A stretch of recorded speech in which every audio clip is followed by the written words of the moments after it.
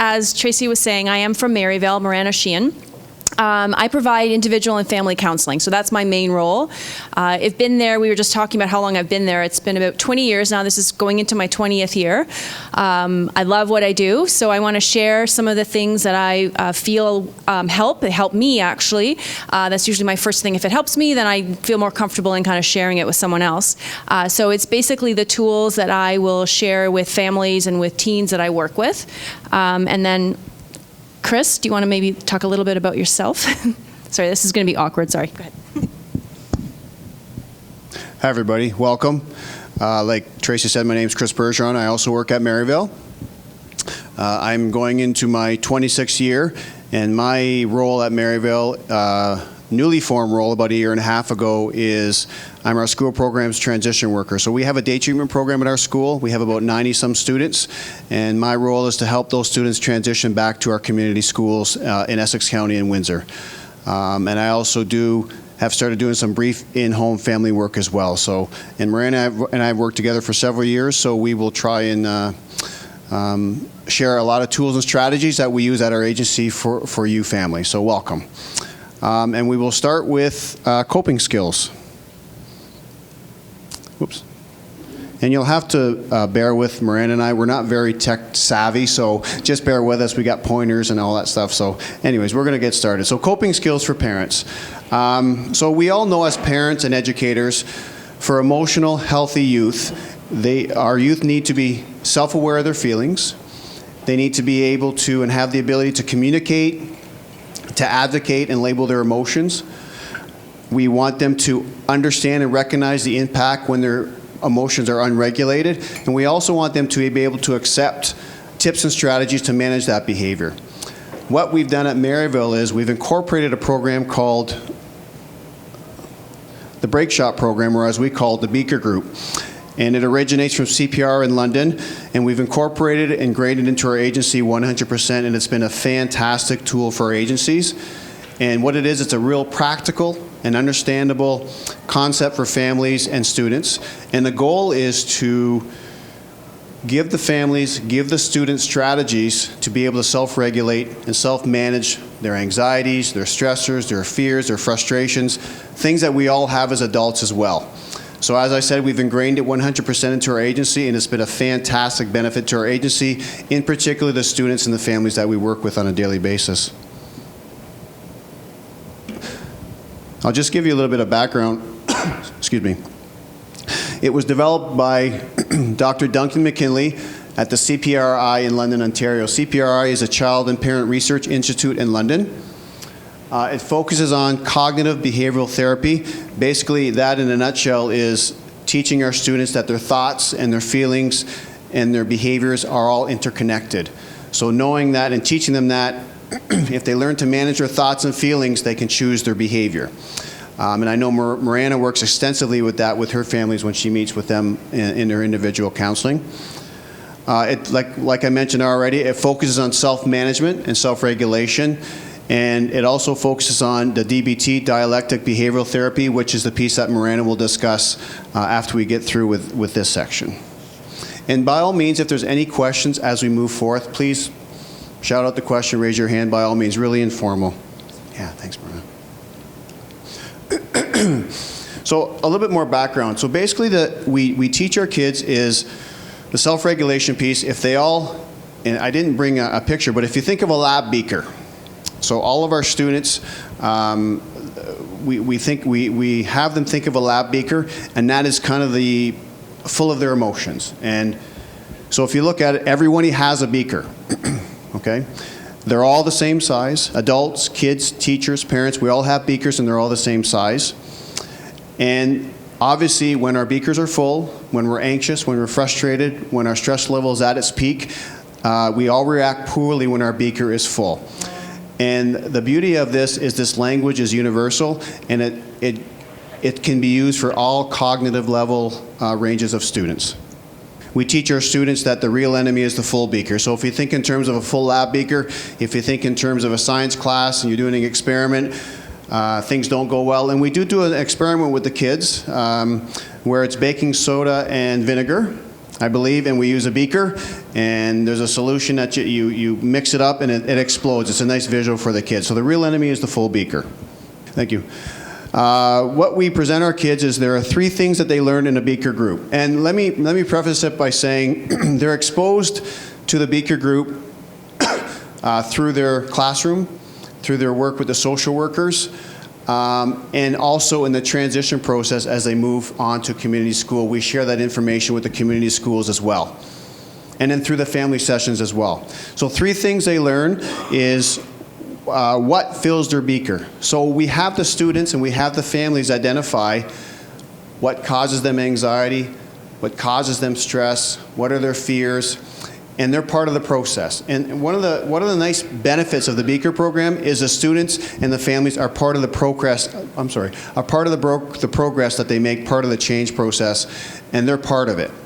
So what fills their beaker, and then we ask them to identify how to tell if their beaker's filling. So what are the triggers and warning signs with regards to that anxiety piece? So what's happening to the body at that particular time? And we'll go through this in length in a moment. So basically what happened, I always give the example to the kids, if I get stressed, my face will get red, my chest will get tight. So if you think in terms of when you get anxious, when you get stressed, what happens to that? And we ask the kids to identify that. And thirdly, the fun part of the group is how to empty your beaker before it gets too full. So what activities do they like to do to decrease their anxiety? Music, a lot of kids identify music, writing, going for a walk, that sort of thing. Again, if you think in terms of us as adults, as parents, as educators, when we're stressed, when we're anxious, what do we do to decrease our anxiety level? And again, it's all about arming our kids with these skills as they move forth. So the first part is what fills your beaker, and this applies to both adult and kids. And if you think of beaker fillers, they also may be a part of who we are. So learning disabilities, mental health concerns, those are things that are a part of us. But other fillers, if you think of the day-to-day, in the heat of the moment fillers, as adults, traffic on the way to work, late for work, getting up late, relationships, all that sort of stuff that we encounter on a day-to-day basis could be deemed beaker fillers for many of us as adults. So what we do is we ask our students and the families to identify their stressors, their anxieties, and then it's all about educating them and giving them those skills. So the first one would be, one of the beaker fillers that they identify is the attention piece. Can't focus because I'm looking at something else, so that distractibility factor. Unable to finish what I start. Very little patience listening to others. Unable to get things done, too many distractions. Working on something hard for a long time, being tired. And if you think of those youngsters with ADHD who have difficulty with working memory, retaining info, retaining data, shifting from one activity to another, transitioning from one classroom to another, from one activity to another within a classroom, in the secondary school, going from one classroom to another in the hallway, those are the very difficult things for the kids that struggle in this particular area. So that's one beaker filler. The next one would be impulses. Wanting something right away, can't wait my turn. Those kids, again, with ADHD or ODD who have poor impulse control.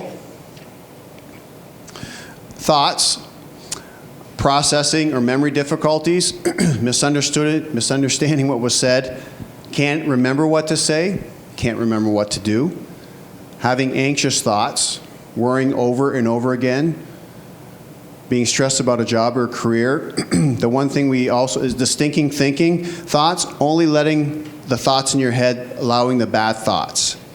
Again, if you think in terms of us as adults, we're having a rough day, things aren't going well, sometimes it's really hard to look for the positive when all those negatives are hitting us. Accepting a different opinion, getting a thought stuck in your head, being interrupted, or certain times of day or certain times of the day or the week. If we think in terms of our students,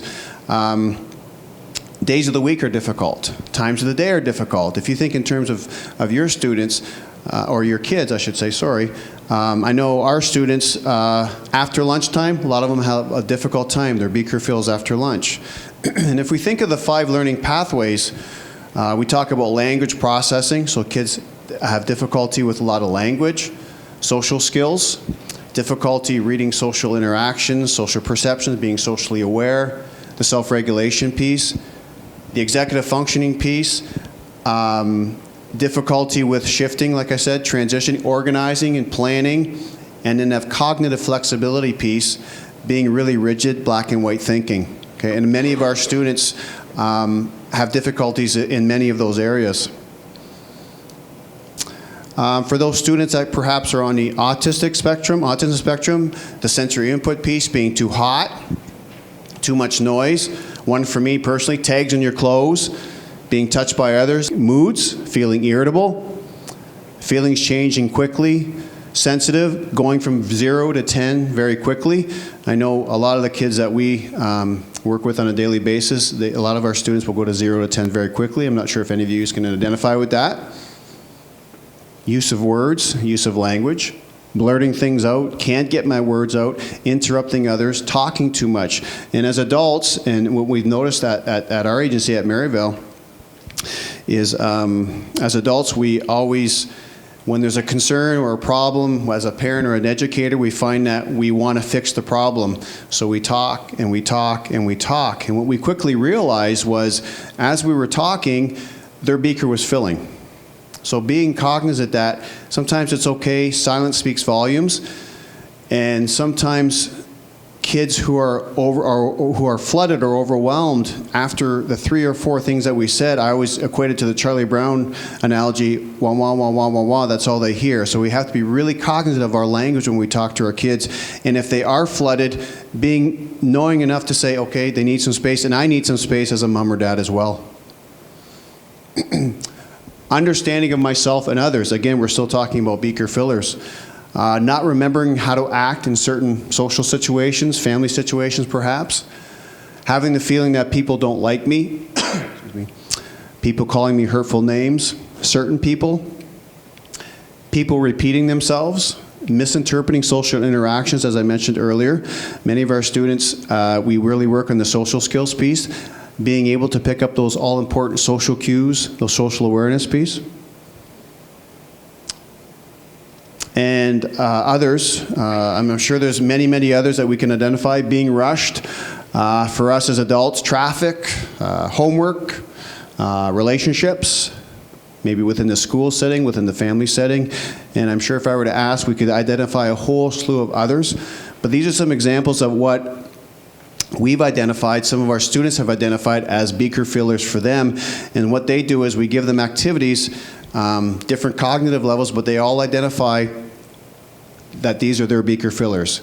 So now that we've established what causes them stress, what gives them anxiety, what causes the family anxiety, we move to the next part, which is, first of all, what fills your beaker as an adult? So as you move forward tonight, think about what fills your beaker as an adult, as a mom or a dad or an educator. And I'm sure if we asked everyone, you guys could give a litany of things that cause anxiety for you guys as moms and dads. So just be wary of that as we move forward. So the next one is how to tell if you or your child's beaker is filling. So the triggers or early warning signs. So basically, we ask our students, we ask our families to identify what's happening to their body. What are those warning signs that are saying, you know what, there might be something going on here that we need to be concerned about.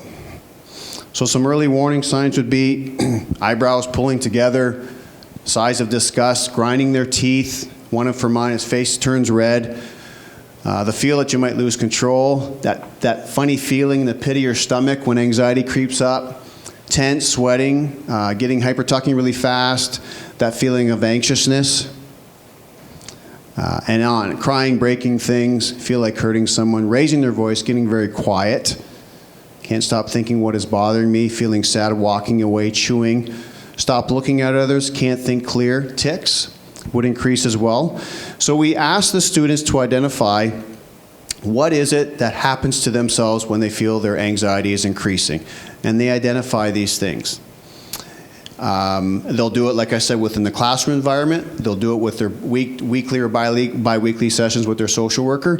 And as I mentioned earlier, when we move to transition to our community schools, we share all this information with the community schools, and we try to transfer and bridge that transition for them, so all this information that they shared with us, we share with the community school upon transition. And then the fun part of the activity is, how do I empty my beaker? So basically asking the students to identify what they like to do within the home environment or within the family environment that works for them to lower their stress level, to lower their anxiety level. And then there's also the relaxation techniques before we get into the beaker emptiers. The breathing triangle, we teach our kids the breathing triangle, where you take a big breath in for 5 seconds, let it out for 5 seconds, and rest for 5 seconds. And it's something they can do readily at their desk, they can do at the kitchen table, and it's just a quick way to kind of do some self-talk and think, okay, I gotta readjust right now. I gotta get myself back straight. It talks about progressive muscle relaxation, guided imagery, physical exercises. Many of our kids identify as walking as a beaker emptier. Stretching, calming pictures, and relaxing activities. And some beaker emptier examples: chewing gum, looking at a picture book, giving them time and space, being left alone. Many of our students work extremely well with a visual schedule and an agenda, knowing well ahead of time what's going to happen so there's no surprises. Of course, one of the main ones is listening to music, and with the advent of iPods and iPhones, and many of our students will do their schoolwork with the iPhones on, so the music will lessen the distraction around the classroom, and it'll help the focus piece. Coloring, drawing, reading and writing, Legos and Connects for those younger students. Legos and Connects work wonders to decrease speakers. And what we'll talk about in a moment are detours and breaks. Being able to take a detour and a break from a situation that they know is anxiety provoking and is increasing their beaker, and allowing them the option to leave that environment for a 5 to 10 minute period, go to a specified alternative environment, and take a break. That's a fantastic way for them to learn how to self-manage themselves and self-regulate. And again, that's an option they will have that we put in place upon transition to community school. And many, if not most, of the community schools have been accepting of that and have really worked with us on that piece. So now Morana and I, that we've talked about what the beaker program is and how we introduce it to the students, we wanted to put something together, how we can help the home family environment, some tips and some strategies that we can share with you guys. So explore what fills your child's beaker and find ways to avoid these if possible. Explicit, consistent, and predictable structure helps kids feel more in control in a life where they have little internal control. Routines become habits, so they have to rely less on memory. Use visual cues so they can see what their day will look like and avoid surprises. I can't speak enough about the visual cues piece. It's an extremely helpful tool, not only for the students, for us as adults as well. If you limit the surprises and have them know ahead of time what's coming, it really lessens their anxieties. And like it says, for those kids who have little internal control, that outside structure, that consistency, that predictability and structure is a great strategy for our kids, and it does lessen their anxieties. And then the proactive B piece, taking the time to identify potential trigger situations that may evolve into an explosive situation and plan beforehand. So basically knowing and you guys know your kids better than anybody else, so knowing that going to Aunt Cindy's house or bedtime or something on the weekend is going to cause them an enormous amount of anxiety, making plans beforehand and including your child in the plan to kind of decrease any potential explosions, and empowering them to make them part of that process. Dr. McKinley talks about 3 problem-solving examples. Problem-solving A being the parent who is more authoritarianism. You're gonna, as long as you live under my roof, you're gonna do what I say, and you're gonna do it when I want you to do it. So in that term, you might increase the escalation of the child. You might increase the meltdowns. He also talks about problem-solving C, which is the parent who's a bit more permissive. You can do whatever you want, whatever, go ahead. Well, as parents, if that's the case, we might escalate. It might increase our meltdowns. The win-win solution is the problem-solving B example, where the focus is on compromise and collaboration, and it's about empowering the child to make them part of the problem-solving process and creating a win-win situation. So if they were to come to you with a problem, of course, as a mom or a dad or as an educator, we want to do our best to prompt them and help them solve the problem, to give them those valuable skills, but make them feel like, explain your concerns, have them explain their concerns, and try to find a amiable situation that you both can be happy with. And it creates open discussion with your child, and you want to give them those real important problem-solving skills that they're going to need as they move on into high school and university and adult life. And as always, as parents, as educators, we're kind of in the role of the teacher. So we want to role model and give them those thinking skills they're going to need. And one of the nice pieces about the problem-solving B is, over time, done well, it will decrease meltdowns, and it will decrease escalation. Other examples are being mindful of transition times. Many kids have difficulty with shifting and transitioning from one activity to another. So, warning times, good news, bad news strategies. I know you really want to do this. This is really important to you, but on the other hand, we need to look at this. So, the whole other, on the other hand, is a nice tool to use. Least amount of language, as I mentioned earlier. Being really cognizant of how much language our child is capable of handling and managing, and knowing as a parent, you know your child best, knowing what, they're almost an overload, I need to back off and give them some space. And as a mom or a dad, learn signs that your child's beaker is filling. So what are the signs, the overt signs that you look at your child and say, you know what, there's something going on here that could lead to some consequences.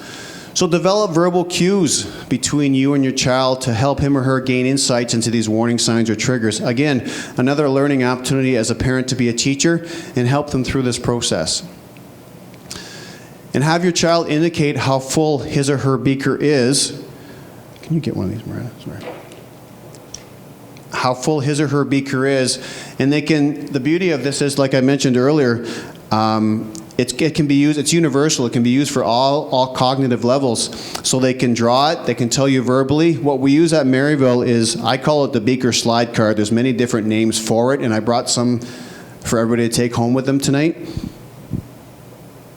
So basically, when I talked about the beaker, and each student, if they're invested and engaged in this, will have this.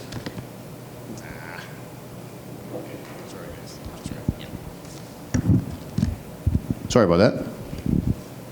Each student will have a beaker, an example of a beaker on their desk.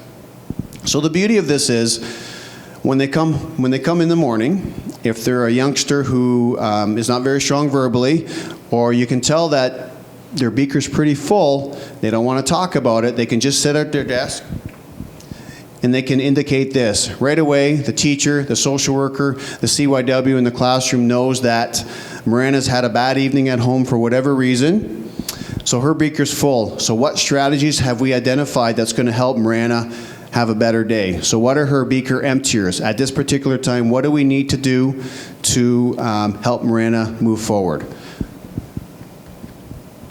Most kids, many of our students, use these on a daily basis.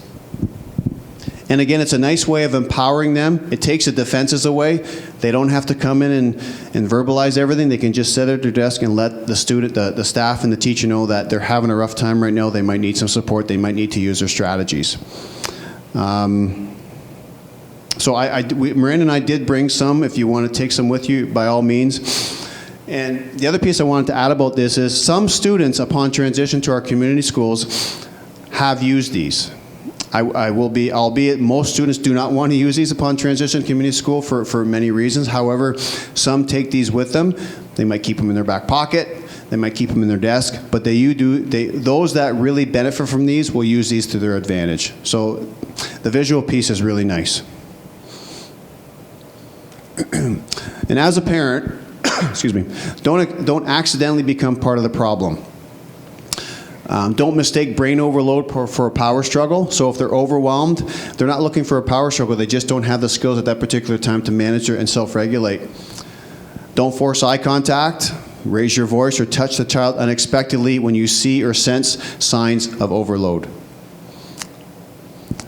And as a parent, one of the most important things is, as difficult as it is, me being a parent myself, is to make sure and be cognizant to keep your beaker level low. Because over time, the more calm you remain and the more you're aware of your beaker level as a mom or dad, it's a nice, valuable learning tool for the kids that, okay, mom and dad are staying calm and you're not pushing their buttons. So, and remain in control and be wary of your body language. You know, give them some space.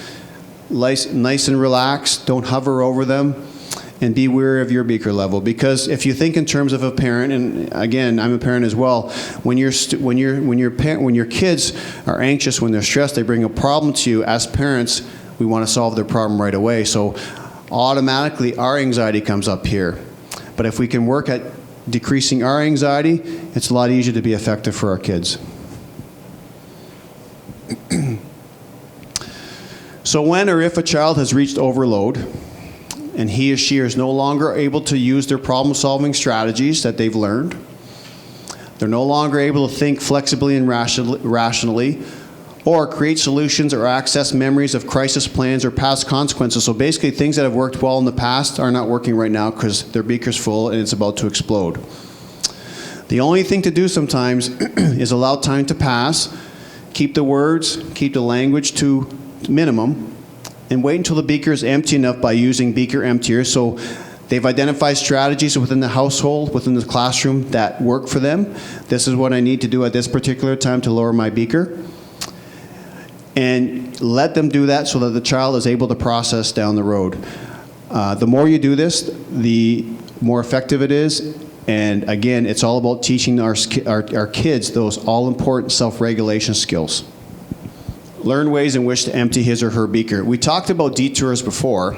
So basically within our school environment, and this can be readily used in the household as well, allowing the kids to take a break, take a detour, allowing them to identify that they need to get out of that environment to a designated area to regroup and gain control. It's very empowering for them to come up to an adult and say, you know what, I need a break right now, I need to move to a different environment. It's really empowering, and they become, like I said earlier, they become part of the process. And it's really key to mention that it's not a consequence, it's just a self-management tool that we're trying to teach them. Best time to role model it is go to a safe area. Role model going to a safe area or to regroup or to distract yourself. So basically, role model this within your household when they're in a good frame of mind. Don't try to do this when they're escalated. Role model as a mom or a dad when they're in a good frame of mind. Have them practice it when they're not escalated. And allow your child's safe area to be just that, an area where they're left alone to process, whether that be their bedroom, depending on a safety factor, wherever it is in your household that you think a break might be warranted. I know in our school area, we have a break area for the students that they know that they can go to in each school wing, and many of our students access that area multiple times through the day. Is that it? That is it. I just want to kind of wrap up. As I said earlier, some of the benefits, it can be used by all students, all learning levels, and it's used for all cognitive levels. It's used for many different types of emotional behaviors: anxiety, frustration, stress, fear. One of the best pieces of the Beaker program that I feel is the youth feels supported and the youth feels understood. They feel empowered, that they become part of the solution, and it lowers their defenses. And for those special needs students, it reduces the stigma, and all the adults and students have a common language, and it's transferable from classroom to classroom, from home, and from school to school. I think Morana would agree that it's been a real benefit to our agency. It's ingrained in our agency. Staff and teachers and students alike all use the language. Where's your beaker today?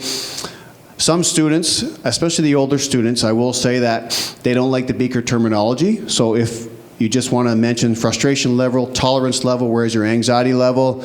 If I asked you on a scale of 0 to 10 right now, 0 being no anxiety whatsoever, 10 being I'm ready to explode, whatever it is that works for them, they can identify their anxiety level, their stress level, to help them give those skills to self-regulate. As I mentioned, it's been a real benefit to our agency. It continues to grow, and the community schools have opened their doors to us to kind of bring it into the school system as well. So I thank you for your time for this part of our presentation. Are we doing questions now, Trace, or at the end? Okay. Are there any questions at this particular time? No? Okay, I thank you very much.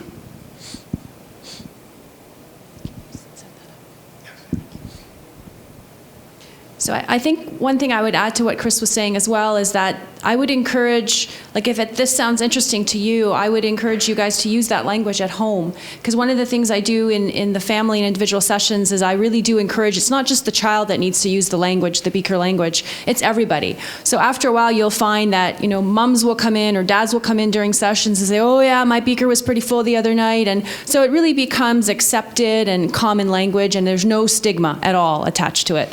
And that's really one of the, as Chris was saying, one of the extreme benefits to the program. And there's a fruit fly flying around me right now. Hopefully I don't swallow it. Anyway, what I'm going to talk to you guys about is something called dialectical behavioral therapy. I just call it DBT. I think, oh good, I put it up there. It's way easier to say. It's fairly new, new to me actually, and I have found, you'll see at the very last slide, I referenced the book that I'm pulling a lot of the information from. It's a workbook. I picked it up at Chapters. It's really easy to understand, and I have really loved it. It's easy for me to understand, and it's easy for me to teach the kids and the families that I work with. That's what I want to talk to you guys about. So basically we do, okay, hold on, it's really bugging me, this fly. It's gone now. Basically, DBT is comprised of strategies and tools that can help in effectively managing one's painful emotions, feelings of distress, and out-of-control behaviors. It has been found, and I can relate to it, in terms of improving overall coping abilities. Some of the DBT-informed skills that I'll be sharing with you guys today include something called mindfulness skills. So I don't know if you guys have ever heard that term before, but it seems to be this up-and-coming phrase that has been talked about quite a lot in the media, I guess. Emotional regulation skills. Skills that can help you build your interpersonal effectiveness, such as problem solving, and also more effectively deal with distress tolerance. So that's the type of stuff I'm going to be referring to today.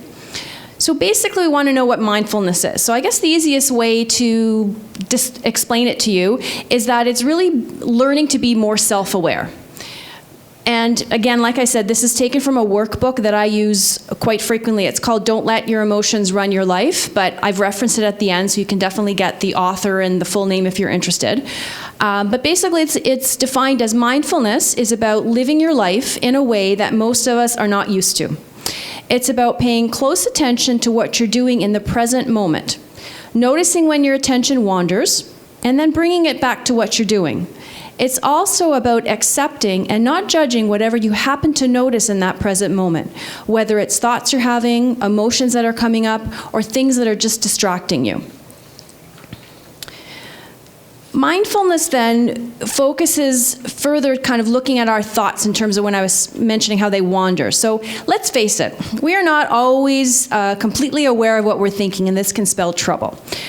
How many times has this happened to you guys? You might be either in a staff meeting or at a workshop, and you've just missed perhaps the last couple of sentences someone said, and you turn to your colleague and you're like, okay, well, what did they just say? Because you just messed up your notes. Or you're watching a TV program or reading a book, and all of a sudden you're 3 pages into the book and you realize, oh, what's going on here? I don't know how I got to this page. We often have talks in the morning about, one of my favorite shows is Modern Family. So every Thursday morning, my colleague and I sit next to one another and we talk about the episode. And how many times has it happened where she said, oh, remember when so-and-so did this? And I'm like, Really? I don't remember that. Well, that would be a perfect time to explain to you that would be when I was unmindful. I wasn't mindful of what was going on, and my thoughts definitely wandered. That can definitely spell trouble, and I would say that for the most part, I'm really happy that I have a rewind button on my TV so I can go back and watch the show again for those things that I've missed. So the consequences, though, in terms of our emotions, is that we know if we're not focused on that present moment, then we're likely either thinking about the past or the future. And when we do this, we're usually not thinking positive things, which then can mean that we're potentially being triggered by painful emotions. So thinking about the past, you may notice that you may start to feel sad, you might feel angry, ashamed about things that have happened, or things that you've done, or maybe things that your child has done. Thinking about the future usually triggers anxiety. It'll trigger those worry thoughts, and you'll start to think what's going to go wrong. So you start to catastrophize. So mindfulness then is about living in that present moment with awareness, but also with acceptance and not judging what's happening. It encourages you to bring your attention back to that present moment whenever you notice it starts to wander. The present, and frankly, to be honest with you, we know that sometimes that present moment isn't all that wonderful, but if you think about it this way, if your attention keeps wandering from the past to the present, which means that you're always juggling those painful emotions of either the past or the future, then you're juggling three things all at once. And wouldn't you rather just juggle what you got to deal with right in front of you? So that's why mindfulness can be a really helpful tool. Putting it simply, mindfulness then has you pay attention to your thoughts, notice how you feel, acknowledge it, and then just try to focus back on that present moment. It's helpful to think about yourself for a couple minutes, just to think about kind of where do you think your thoughts tend to wander? Do you, kind of figuring out what your current thought patterns are? Do you think you're a type of person that tends to wander to the future in terms of future thoughts? Do you think you're a person that thinks about what's happened in the past? Try to notice this actually over the next several days, because it will help you try to figure out what needs to change for you to be more mindful. So the other thing that's helpful, and I do this actually as in ways of practicing what I preach, so to speak, I choose an activity that I'm really comfortable with, or an activity that I tend to enjoy, or that I'm really, almost like I don't have to think too much about it. And I do this in the morning when I'm working out. So I notice actually as I'm working out that I often start to think about, and I remember this morning when I was doing it, I was thinking about the future thoughts I was worrying about tonight. I was like, oh, I hope I don't mess it up. I don't want to forget my sheets, and I hope the road's not too bad driving here. And as I was working it, I was thinking, wait a second, I'm not being mindful. So then I went back to exercising, thinking of, okay, what muscle groups am I using? I was focusing on my breath. I was focusing on the next steps.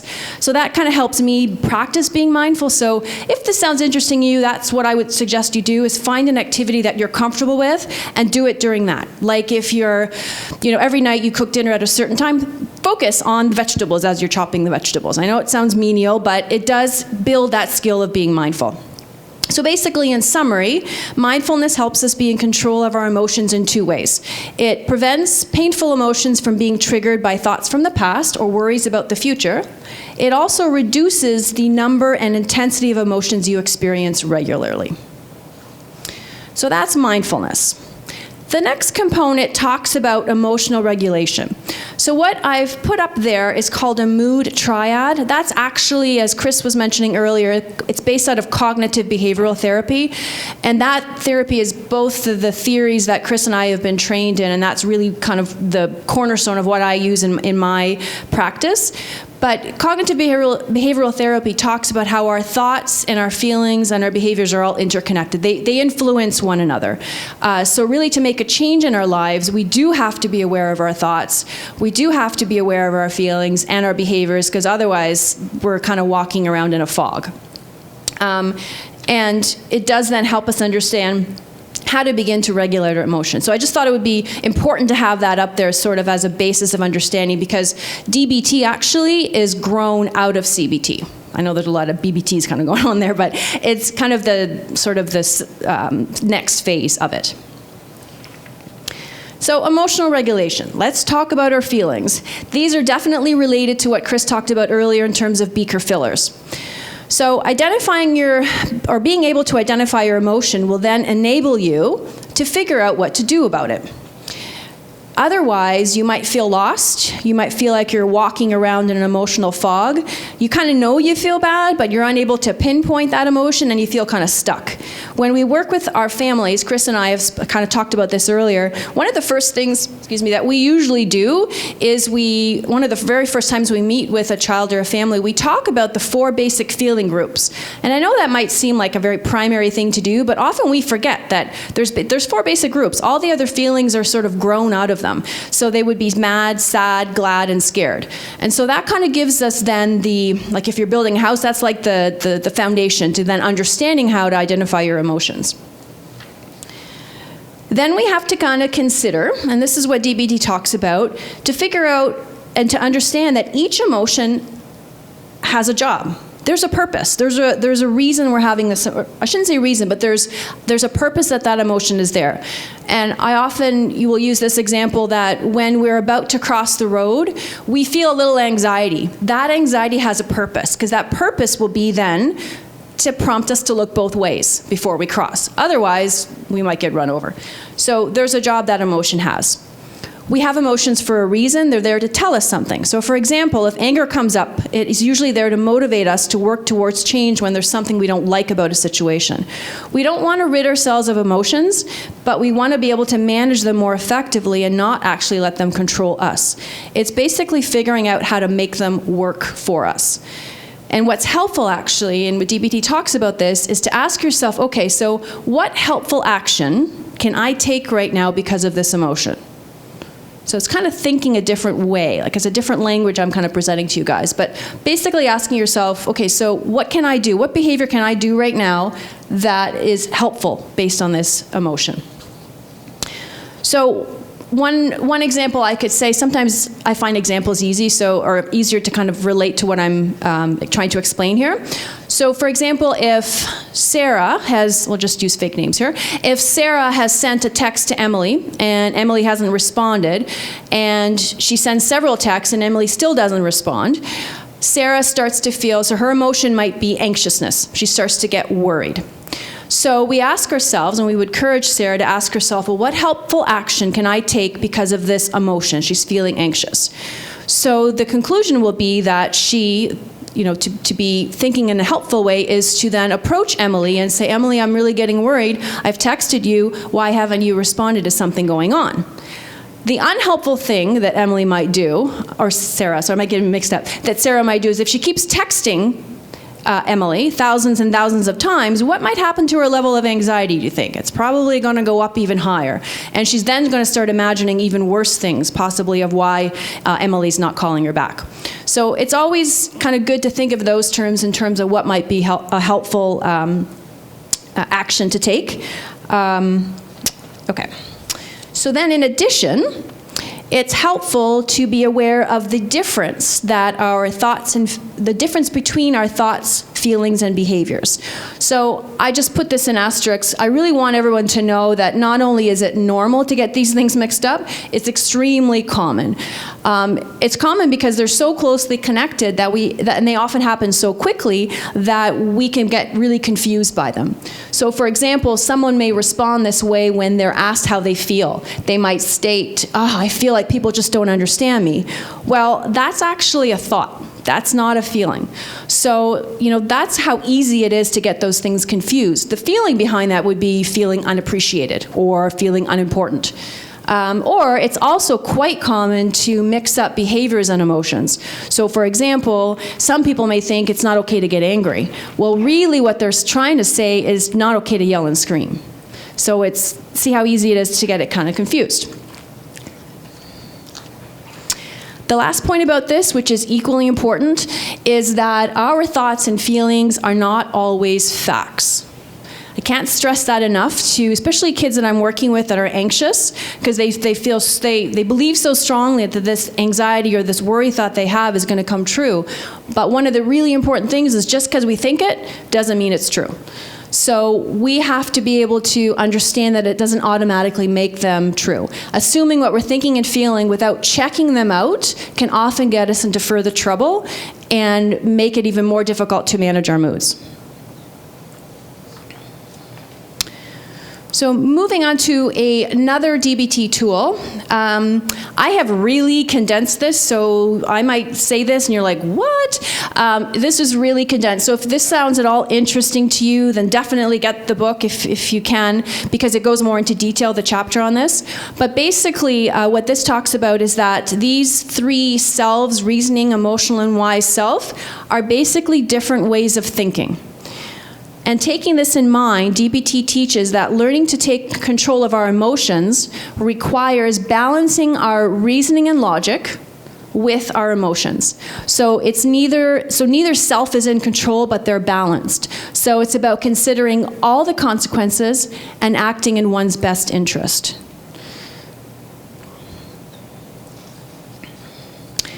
Another tool I wanted to share in terms of increasing our effectiveness is something called acting opposite of an urge. This is really helpful when our emotions get intense, and especially in those moments when it's hard to practice the wise self. Because the wise self does require some thought and some balancing, as I said, of your thoughts and your emotions and being logical at the same time. But when your emotions get intense, like what Chris was saying, if your frustration beaker gets too high or is starting to go up, that may not be the best time to be logical because it's really hard to be rational at that time. So this is where this comes in handy, acting opposite of the urge. And detours. I would really say detours would be an awesome thing to use at this time. It's basically what this is saying is that, can you go back? What this is saying is that emotions have urges attached to them, and when we get fired up, it's really hard to think rationally, to act in accordance with the job of emotions, and to be mindful.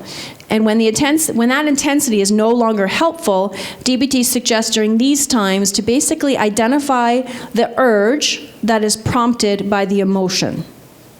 I have to sometimes think about what I say, right? So I often go back and I reread things several times. So when I'm reading this out to you guys, you might go, oh, I would suggest reading it over again. It kind of starts to make more sense. But usually acting on our urges only intensifies what you're experiencing. It makes things worse, actually. So let's look at a couple of examples, which I think will help illustrate this point. And also, when we're doing this, acting opposite of the urge, it's really good to think about what your long-term goal is. Like, I guess what I'm saying is asking yourself, what do I want to see happen in this moment? What am I hoping for? So if we're... Actually, I'll use an example because I don't know if I was telling Chris. A couple weeks ago, we've had like horrendous storms this whole winter season. But about 2 or 3 weeks ago, we had a pretty bad storm, and I remember it kind of was snowing a little bit in the morning, but not too bad. And I was listening to the radio station thinking, I got to plan my morning. I don't know when I got to leave for work. How much time do I give myself? So I rely on AM 800 for that. So Lisa and Mike. Lisa and Mike are usually pretty good. So I was relying on them. And so they were saying, the roads aren't too bad. Just give yourself a couple extra minutes. So anyway, I get on the road. And when you know it, boom, all the snow starts to fall. And I live in Riverside. So if you guys are familiar with that area, I take Riverside Drive to work. It usually takes me, no matter 20, 25 minutes to get to work. I was in the car for an hour and a half along that road. So my urge at that point was to yell and to scream. And I was like thinking in my head, those people don't know what they're talking about on the radio station, and couldn't they tell me? So, and then I started to have all these worry thoughts. I wasn't being mindful, so I was thinking, I'm going to be late for work. They're going to be looking for me. I'm going to have to stay later at work. So all these negative thoughts were coming up. So instead of yelling and screaming, I did opposite. So I just kind of pulled myself back and thought, this isn't helping me. All it's doing is making me more and more angry. And that's not my long-term goal. I don't want to walk around and be an angry person all day. That's exhausting, by the way. So I thought, okay, what am I going to do? So then I thought, I got to be mindful. So I was looking around and I was thinking, okay, it's really pretty out there. It's really snowing hard. It's white. It's clean. I know this sounds really goofy, but this is what I was doing to help myself. And then I thought, and I was listening to another radio station, they were saying how many cars were in ditches and people were kind of sliding off the road. And I was thinking, I'm still on the road. I'm okay. It's not too bad. And then I thought, I have car seat warmers, you guys. If you ever have money to get them, get them. And I'm... You're the best. Yeah, he rode in my car today. So I'm sitting in there going, oh, my tushy's getting really hot. This feels great. So then I thought, okay. Then I started to calm down. And then I found an awesome new radio station. I think it's 93.9. They're country now. I don't know if you guys know that. Anyway, I found this awesome country song, and I was like, okay, it's awesome. I'm going to be late for work, but who cares? So basically, I acted the opposite of the urge. Long-winded way of telling you how I actually enjoyed my hour and a half in the car. Who knew? So it works. That's what I'm telling you guys. All right. Further painful emotion reducing skills. Okay, so DBT talks about reducing judgments. So 2 ways we do that is through being non-judgmental and reality acceptance. I'm going to explain this to you guys. Let's look at the role judgment plays first. Consider when we're angry, frustrated, hurt, we have a tendency to judge whoever or whatever is triggering our painful emotions. So for example, you might have a situation where, say you didn't get a promotion at work, and you worked really, really hard for this, and you start to think of nasty names to call your boss. Or you might turn it inwards on yourself, thinking, I'm such a loser, I keep doing this same old job and I'm not moving up. This is what DBT will call a judgment on yourself. It's called a label.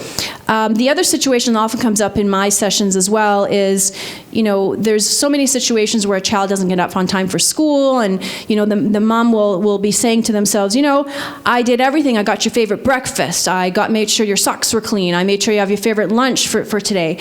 And basically the mom will then say, he's just so ungrateful. He's just ungrateful. And so basically that would be a label that DBT talks about as not being helpful, because labels don't provide any helpful information. They're not facts. They're basically not really telling us how we're feeling, and it's kind of similar to acting on an urge, which is fueled simply by the emotion. So DBT recommends that we try to focus on the facts and the feelings, so which would be the wise self, and by sticking to the facts and talking about how you feel. So I guess in that situation where the child didn't get up on time and the mom did everything that she could to get that to happen, that would be a situation where she would be recommended or encouraged to focus on her feelings. So to express to the child, I'm really sad, I'm really disappointed you didn't get up for school, I did all these things to try to help you, and I guess at this point I've done everything that I can, and the rest is up to you. Because let's face it, we can't physically pick our kids up and get them up, even though sometimes we'd want to, but that doesn't work. But it's really basically by sticking to the facts, and that's really all you can do at that point. So if we think of it in these terms, some of us have heard this expression before, adding fuel to the fire. If we think of our emotions as the fire and our judgments as the fuel, every time you judge, either out loud or in your head, you're adding fuel to the fire of your emotions. It's only getting worse. So, and then we ignite the situations even further. So the times when we find ourselves yelling at our kids, or labeling them in our head or saying it out loud, we're really only igniting the situation further. So the child might yell back, and then an argument kind of ensues, or the child shuts down completely, and then you're kind of like at a dead halt, I guess. So I mentioned the judgments. This is called reality acceptance. So this is where we reduce our judgments on situations. So have you ever thought to yourself or said out loud, this isn't fair, it's not right, things shouldn't be this way? Thinking this way is not helpful. It really only simply fuels those negative feelings that you're having. So, excuse me, I know all of us are very, very tired of this winter, but what I would say is that we can change that, can we? It's here. So it's about embracing, I know this is going to sound kooky, but it's about embracing the winter. You can't go out and change it. You can't make it warmer. You have to sort of accept the fact that this is what we're doing. This is what we're in for however long it's going to be. It's going to be what it's going to be. So you want to maybe dress warmer. You want to maybe limit your time outside. You want to maybe get those favorite winter boots that you've been wanting to get all season. So it's really kind of looking at what you've got in front of you, accepting that reality, and learning to deal with it. Reality acceptance does not mean and does not ask you to approve it or give into it or say it's either good or bad. So I'm not asking someone to say, oh, I love winter now. No, you can still hate winter, but you have to learn to, I guess, live with it. And it's coming to terms with something even when you don't like it. And it's coming to terms with it about making choices based on what you do have control over. I mean, how many times have we been, I know I have been, in a long line at Walmart? They usually have, 2 tellers open, and you happen to be the 10th person in line, and you're thinking, gosh, couldn't they get someone else to come in? But, you can't hire someone else. You can't change that situation. You can complain to the manager, but what you can do is decide, okay, do I stay in this line? Do I wait? Do I get everything that I've been hoping to get that's on sale? I'm going to save money, which is why I'm here. Or do I just leave it and go home? So you do have some choice over the matter. And I guess that's basically what, reality acceptance is talking about.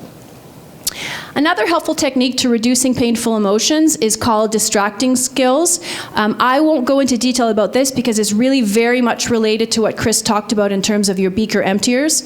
What I will say about it is it's not only times, this isn't only to use when you're feeling upset. It's actually recommended to have your own list of things that you like to do, things that make you feel good, and try to do them as often as you can, because what that ends up doing, it ends up building your positive feelings. So if you think of that mood triad, the better you feel, the better behavior you're going to have, or the more positive thoughts you're going to have. So if you can kind of pick up a hobby you've been wanting to do, pick up things that you've been maybe haven't done in a while. Maybe you used to sew a lot, or maybe you used to paint a lot. Find things that you enjoy and try to incorporate that into your life. It will make you less stressed.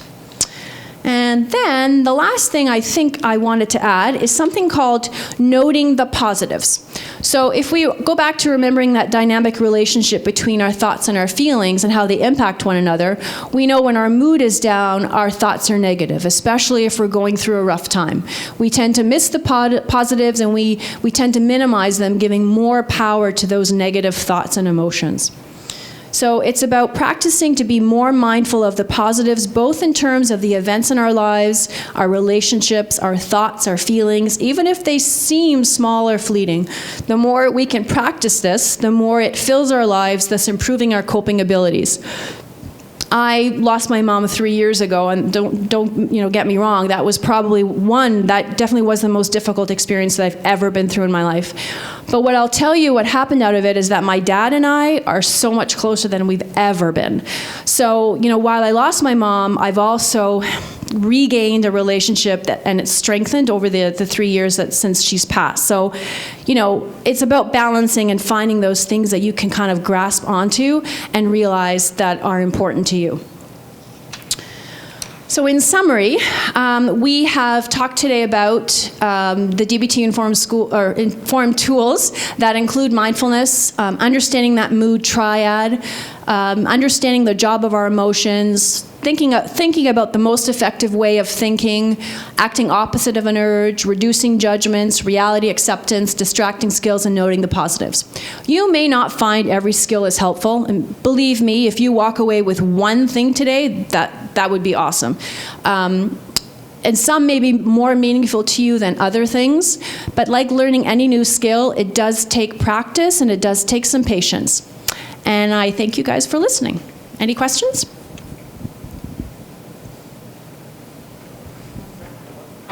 Oh, what's the next slide? Yeah, sorry, that's the book. So it's Don't Let Emotions Run Your Life for Teens, and it's dialectical behavioral therapy skills for helping you manage mood swings, control angry outbursts, and getting along with others.